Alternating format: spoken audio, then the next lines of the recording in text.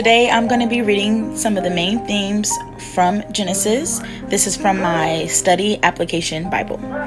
Alright, so beginnings, disobedience, sin, promises, obedience in Israel.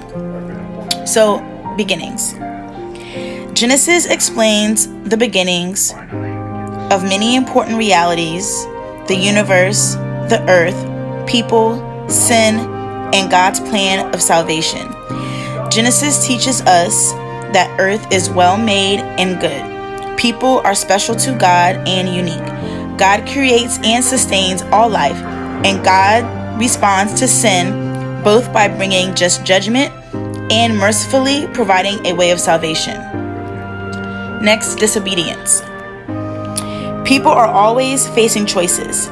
Disobedience occurs when they choose not to follow God's plan of living. Genesis explains that people have been choosing to do wrong ever since Adam and Eve. Even great Bible heroes failed God and disobeyed. Sin. When people choose to disobey God's plan for living, they are choosing to sin, and sin ruins people's lives.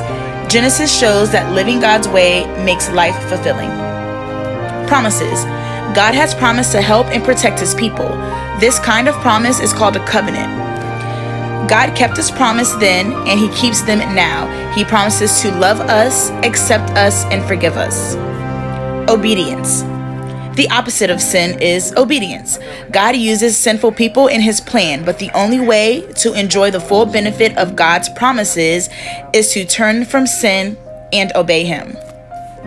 Israel.